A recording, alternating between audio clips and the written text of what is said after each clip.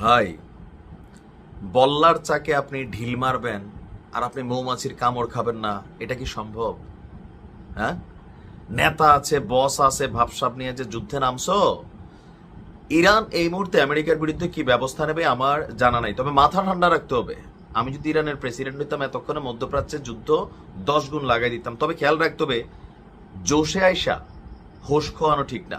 আমার ধারণা যারা আমার নিউজ দেখেন অথবা না দেখেন, বাংলা ভাষাভাষী বা যেই ভাষাভাষী, সবার মধ্যে কি জন্য কোন নিউজের অপেক্ষা আপনারা আছেন, যে মধ্যপ্রাচ্যের মার্কিন ঘাঁটিগুলোরে ইরান তামা তামা করে দিছে। আমরা কিন্তু এই জোশটাতে আছি যে এখন একটা অ্যাকশন ট্যাকশন কইরা সমান করে নেব। খেলা মানে মেশিন থাকতে মুখে কেন বিবৃতি দিবে, রাইট?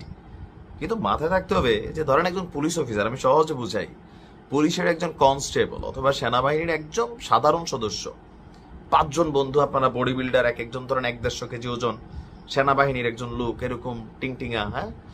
তো আপনি একটা রং কাজ করতেছেন, আপনার একটা ধমক দিল বা একটা আইন দেখাইতে গেল, চিন্তা করলেন তো দাঁত দুধ ফালাই দেয়, পুলিশ পাইলেন, একটা মব জাস্টিস করে বসলেন।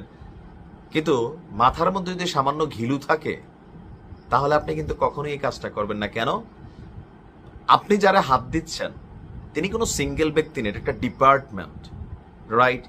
পুলিশের কোনো একটা সদস্যরে, সেনাবাহিনীর কোনো একটা সদস্যরে জোশে আইসা আপনি কোনো অকারেন্স ঘটাইলে আপনি তো বিপদে পড়বেনই, আপনার 14 গোষ্ঠী বিপদে পড়বে, রাইট?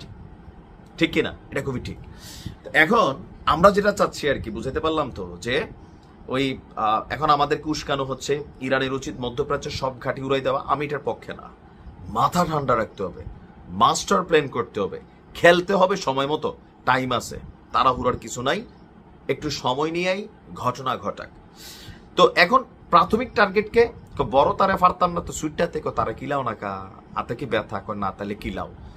গতকালকের পর থেকে দেখছেন, গেল 8 দিনে ইরান ইসরায়েলের বিপরীতে যতগুলো অভিযান না চালাইছে, যতগুলা মানে মিসাইল অথবা ক্ষেপণাস্ত্র ড্রোন না ছড়ছে, এখন খালি যতক্ষণ আছে ভান্ডারে ফাড়াইলাও।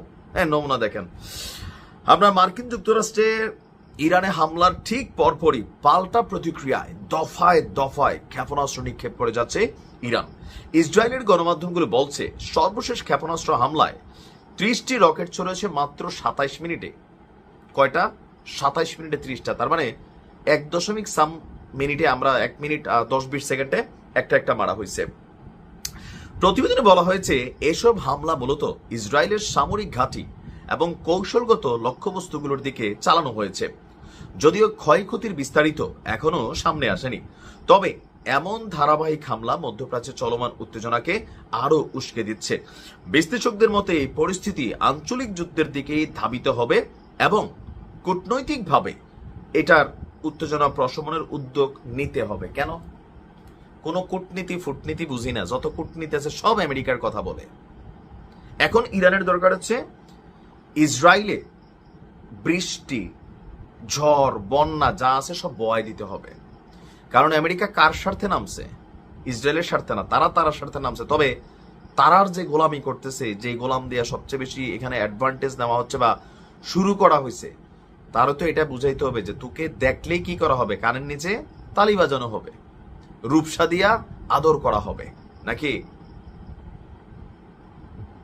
আমার কাছে মনে হচ্ছে যে মিনিটে 2-4টা ছাড়ার মতন যদি কোনো মেশিন থাকে এইখানে মারতে পারে, তবে আমেরিকার এখন টাচ করা উচিত হবে না।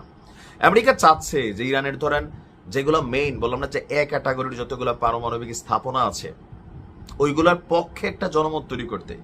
ইরান যদি এখন বলে মার্কিন কোনো ঘাঁটিতে হাত দেয়, বিশ্বাস করেন 24 ঘন্টার মধ্যে ইরানকে অনেক মূল্য দিতে হবে, এবং এটা খুবই বোকামি একটা সিদ্ধান্ত হবে। রাইট অপশন হচ্ছে কোনটা? ইসলি সেই দালাও। ভালো থাকুন, আসসালামু আলাইকুম।